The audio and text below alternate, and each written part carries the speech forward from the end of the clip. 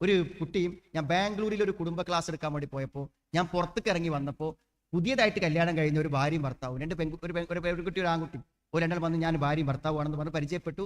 ഇവിടെ എവിടെയോ നാട്ടിലെവിടെയുള്ളതാണ്. എന്നിട്ട് ആ പെൺകുട്ടിനോട് ചോദിച്ചു, ഒരു സംശയം ചോദിക്കാൻ വേണ്ടി ഞങ്ങൾ കാത്തുന്നാണ്. ഇപ്പൊ എന്താ സംശയം? ഞങ്ങൾക്കൊരു കുട്ടി ഉണ്ടായാൽ ആ കുട്ടിനെ എങ്ങനെ ദീനിയായിട്ട് വളർത്തണം എന്നൊന്നും നിങ്ങൾ പറഞ്ഞു തരുന്നത്. കുട്ടി ഉണ്ടായിട്ടില്ല, കല്യാണം കഴിഞ്ഞിട്ടേ ഉള്ളൂ. അപ്പൊ ആ കുട്ടി ഉണ്ടായാൽ എങ്ങനെ, ഞങ്ങൾക്ക് വലിയൊരു ആഗ്രഹമാണ് ദീനിയായിട്ട് എങ്ങനെ കുട്ടിനെ വളർത്താം. അതൊക്കെ ഇപ്പൊ പറഞ്ഞാൽ ഒരു വിജ്ഞാനവേദിയിൽ ക്ലാസ് എടുക്കേണ്ട വിഷയമാണ്. അത് നമുക്ക് ഇങ്ങനെ ചോദിക്കുമ്പോൾ 2 മിനിറ്റ് കൊണ്ട് പറഞ്ഞു കൊടുക്കാൻ പറ്റും. അപ്പൊ എന്തായിരുന്നു ഞാൻ അവർക്ക് അപ്പോ ഒരു സമാധാനം വരുന്നൊരു ഉത്തരം ഞാൻ പറഞ്ഞു കൊടുത്തു. പക്ഷെ സത്യം പറഞ്ഞാൽ അങ്ങനെ ചിന്തിക്കുന്നവർക്ക് കുട്ടികളെ നന്നാക്കാൻ പറ്റുള്ളൂ. ഇത് പ്രസവിച്ച് കഴിഞ്ഞ് ഒരു 5-8 വയസ്സാവുമ്പോൾ നമ്മളെ പുടുത്തത്ത് കിട്ടാതെ മേലക്കും താഴേക്കൊക്കെ ചാടാൻ തുടങ്ങുമ്പോൾ ഇവനെ എങ്ങനെ നേരാക്കാം എന്ന് ചോദിച്ചിട്ട് ഉമ്മാര് പിടിക്കും. മനസ്സിലായില്ലേ? പാപ്പാനും ഇമ്മാനെയും ഒക്കെ തോൽപ്പിക്കുന്ന സമയം വരുമ്പോഴാണ് കൗൺസിലിങ്ങിനെ കുറിച്ച് ആലോചിക്കുക. ഒരു കുട്ടി ജനിക്കും മുമ്പ് കല്യാണം കഴിഞ്ഞാൽ ഒരു കുട്ടി ഉണ്ടായാൽ എന്ത് വേണം എന്ന് ചോദിക്കുന്ന അവസ്ഥയിലേക്ക് പുതിയ തലമുറ മാറിയാലേ പറ്റൂ. അപ്പൊ എന്താ ഒരു കുട്ടി ഉണ്ടായാൽ ചെയ്യേണ്ടത്? ആദ്യത്തെ 5 വയസ്സ് വരെ ഉണ്ട്, 5 അല്ലെങ്കിൽ 7 വയസ്സ് വരെ കുട്ടികൾക്ക് എന്ത് സ്വാതന്ത്ര്യം കൊടുക്കാം. നമ്മളിപ്പോ സ്വാതന്ത്ര്യം കൊടുക്കുന്നത് 18 വയസ്സ് കഴിഞ്ഞിട്ടാണ്. 18 വയസ്സ് കഴിഞ്ഞിട്ട് സ്വാതന്ത്ര്യം കൊടുത്താൽ ധീകാരാവസ്ഥ. 5 എന്തുവാ. പക്ഷെ എന്തൊക്കെ ആലോചിക്കട്ടെ, നിങ്ങൾ നമ്മുടെ കുട്ടികൾ എന്തു ആയിക്കോട്ടെ, അവർക്ക് എങ്ങനെ നിങ്ങൾ അവരുടെ ആഗ്രഹങ്ങൾ എന്ത് പറയുന്നത് സാധിപ്പിച്ചു കൊടുത്താലും നിങ്ങൾക്ക് ഒരു ബുദ്ധിമുട്ട് അതുകൊണ്ടുണ്ടാവും. മാത്രം ആ കുട്ടി പറയുന്ന ആഗ്രഹമൊക്കെ ആർക്കും സാധിപ്പിച്ചു കൊടുക്കാനും പറ്റും.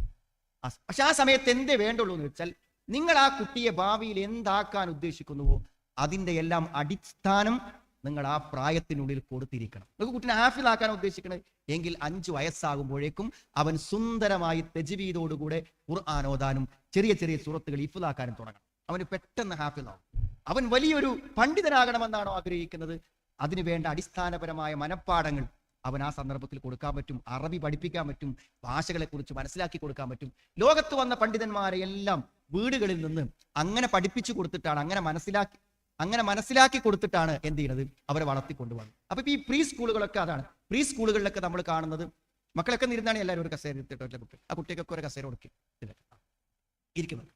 പിന്നെ അപ്പോ ആ കുട്ടികൾക്ക് നമ്മൾ കൊടുക്കേണ്ട കാര്യങ്ങൾ എന്ത് ചെയ്യണം, ആ സന്ദർഭത്തിൽ നമ്മൾ കൊടുത്താൽ ഈ പ്രീ സ്കൂളുകളൊക്കെ പഠിക്കുന്ന കുട്ടികൾ നമ്മൾ അത്ഭുതപ്പെട്ടു പോകും.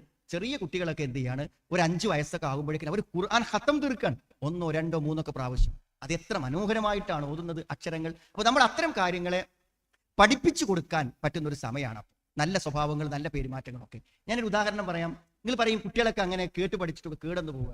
അപ്പൊ ഒരു ക്ലാസ്സിൽ പഠിക്കുന്ന ഒരു കുട്ടി, അപ്പൊ ആ കുട്ടി വീട്ടിൽ വന്നു കഴിഞ്ഞാൽ എന്ത് ചെയ്യുന്ന നിങ്ങൾ, വീട്ടിൽ വന്നു കഴിഞ്ഞാൽ തെറി വാക്കുകൾ പറയും, വളരെ മോശം വാക്കുകൾ എന്ത് ചെയ്യും പറയും. അപ്പൊ ഇവിടുന്നാണ് ഈ മോശം വാക്ക് അവന് കിട്ടിയത്, അവന്റെ കൂടെ പഠിക്കുന്ന കുട്ടികളിൽ നിന്ന് കിട്ടിയതാണ്. അപ്പൊ ആ ക്ലാസ്സിലൊരു കുട്ടിൻ്റെ അമ്മ മറ്റൊരു കുട്ടിൻ്റെ അമ്മനോട് പറയണത്, ഇവന് വീട്ടിൽ വന്നാൽ പറയണ ഓരോ വാക്കുകൾ എന്താ നമ്മൾ ചെയ്യാം, ഈ വാക്കുകളൊക്കെ ഈ ക്ലാസ്സിൽ നിന്ന് ഇവർക്ക് കിട്ടുന്നതാണ്. അപ്പോൾ ഈ സ്ത്രീ അത്ഭുതത്തോടു കൂടെ ചോദിച്ചൊരു ചോദ്യമാണ്, എന്തറിയോ, എന്റെ മോൻ പറയലില്ലല്ലോ വീട്ടിൽ വന്നിട്ട് അങ്ങനത്തെ വാക്കുകൾ. അപ്പൊ ഒരേ ക്ലാസ്സിലെ ഒരു കുട്ടി വീട്ടിൽ വന്ന അശ്ലീല വാക്കുകൾ പറയുന്നു, ഒരു കുട്ടി പറയാതിരിക്കുന്നു. അതെന്താ കാരണം?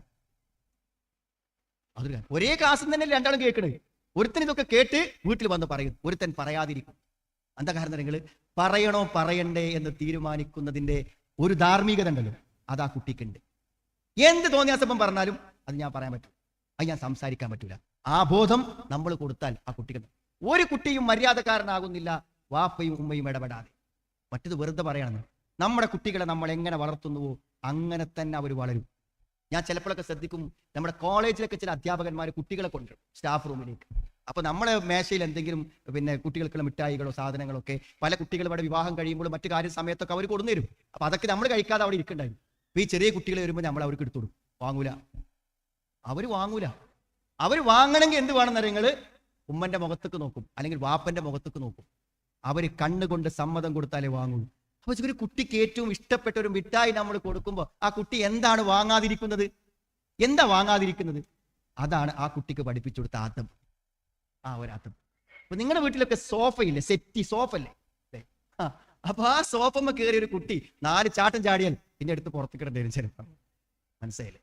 അപ്പൊ ഏതെങ്കിലും ഒരു വീട്ടുകാർ നിങ്ങളെ വീട്ടിൽ ഒന്ന് വിരുന്ന് വന്നാൽ എന്ത് ചെയ്യാണ്, ആ കുട്ടി അതുമ്പോ കയറി 4 ചാട്ടം ചാടുമ്പോൾ നിങ്ങൾ ബുദ്ധിമുട്ടാവും. കാരണം വിരുന്നെന്ന കുട്ടികളോട് നമുക്ക് പറയാൻ പറ്റൂലല്ലോ, നമ്മളിങ്ങനെ ഇടങ്ങേറാവും. അങ്ങനെ ചാടാൻ പറ്റുകയില്ലെന്ന് ആ കുട്ടിക്ക് ആരാ പഠിപ്പിക്കേണ്ടത്? ഒരു പരിചയമില്ലാത്ത വീട്ടിൽ ചെന്ന് കയറിയാൽ ആ വീട്ടിലെ ഒരു സാധനം നശിപ്പിക്കരുതേ എന്ന് ആരാ പഠിപ്പിച്ചു കൊടുക്കേണ്ടത്? അപ്പൊ നമ്മൾ പറയും കുട്ടികളല്ലേ ഓലെ നമുക്ക് എന്തെങ്കിലും ചെയ്യാൻ പറ്റും. കുട്ടികളൊന്നും ചെയ്യും.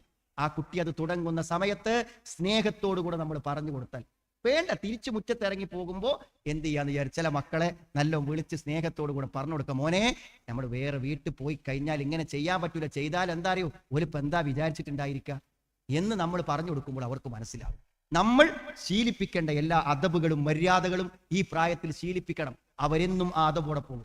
പിന്നെ ഒരു 5 വയസ്സ് മുതൽ 15 വയസ്സ് വരെ, അല്ലെങ്കിൽ ഒരു 7 വയസ്സ് മുതൽ 15 വയസ്സ് വരെ നിങ്ങൾ ഉപദേശിക്കേണ്ട സമയമാണ്. ഉപദേശിക്കേണ്ട സമയം. ഉപദേശിക്കുക എന്ന് പറഞ്ഞാൽ നിങ്ങൾ മനസ്സിലാക്കേണ്ടത് വെറുതെ ചീത്തറയിലല്ല.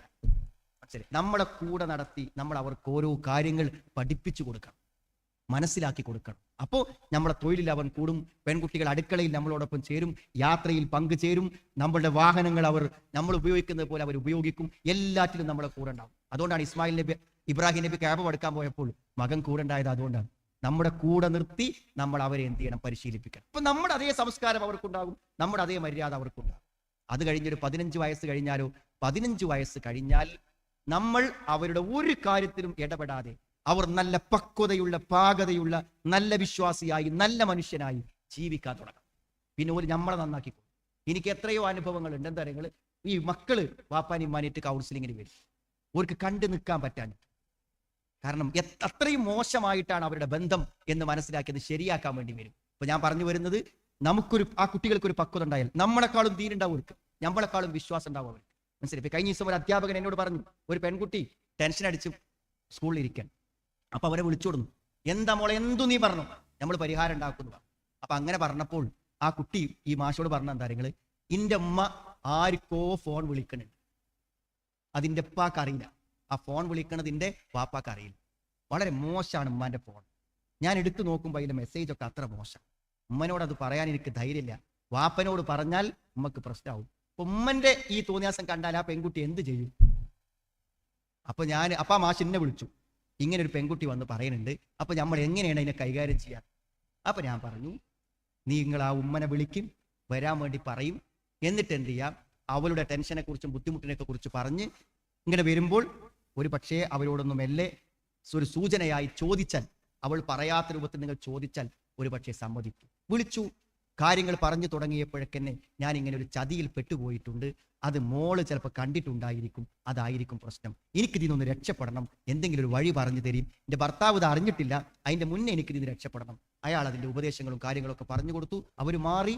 മാത്രമല്ല, ഇപ്പോ ആ മോളെ എന്തൊരു ഇഷ്ടമാണെന്ന് അറിയാം ഉമ്മക്ക്. ദേഷ്യമല്ല, പ്രതികാരമായി. ആ ജീവിതം തിരിച്ചു കിട്ടിയതിന്റെ സന്തോഷം. ഞാൻ നിങ്ങളോട് പറയുന്നത്, എല്ലാറ്റിലും എല്ലാവരും പെടാം. അപ്പോ ആ ഉമ്മനെ തിരുത്താൻ മാത്രം ആ മകൾ പക്വതയുള്ളവരായില്ലേ? 15 വയസ്സാകുമ്പോഴേക്കും അങ്ങനെയാകും. നിങ്ങളുടെ വീട്ടിലെ വിഷമങ്ങൾ ആ കുട്ടികൾ അറിയും. ഞാനൊരു ജോലി ചെയ്യാൻ പോട്ടെ, വാപ്പന്റെ കടം വീട്ടാനെന്ന് ചോദിക്കും. ജീവിക്കുമ്പോൾ ഇത്രയൊക്കെ മതി ഞങ്ങൾക്ക്, പണം ഉണ്ടാകുമ്പോൾ തന്നാ മതി. അല്ലെങ്കിലോ 15-ാം വയസ്സിൽ അവൻ 1.5 ലക്ഷത്തിന്റെ ബൈക്ക് ചോദിക്കും. മനസ്സിലായി. എന്നും രാത്രി പോയി ഭക്ഷണം കഴിക്കണമെന്ന് പറയും, 500-നും 1000-നും. അവന് പക്വതയുണ്ടായില്ല, അവന് ജീവിതത്തെക്കുറിച്ച് കാഴ്ചപ്പാടുണ്ടായില്ല. അതൊക്കെ ഉണ്ടാക്കി കൊടുക്കാനുള്ള സമയമാണ് 15 കൊല്ലം. അതിനിടയ്ക്ക് ഉണ്ടായിട്ടില്ലെങ്കിൽ പിന്നെ ഉണ്ടാവില്ല. അപ്പം എന്താ പറയുക, കുട്ടികളെ പഠിപ്പിക്കാറുണ്ടാൽ 1-ാം ക്ലാസ്സിൽ എന്താ പഠിപ്പിക്കേണ്ടത്? സ്കൂളിൽ ചെന്നാലും സിലബസ് ഉണ്ടാവും. 2-ാം ക്ലാസ് പഠിപ്പിക്കാനും സിലബസ് ഉണ്ടാവും. വീട്ടിലും വേണം. നിങ്ങൾക്കൊരു കുഞ്ഞ് ജനിച്ചാൽ അവന് 15 വയസ്സാവുമ്പോഴേക്കും എന്ത് പഠിപ്പിക്കണമെന്ന് വാപ്പയും ഉമ്മയും തീരുമാനിച്ചൊപ്പം നിന്നാൽ നിങ്ങൾക്ക് പോലും സങ്കല്പിക്കാൻ പറ്റാത്ത കുട്ടികളായി നമ്മുടെ കുട്ടികൾ മാറും.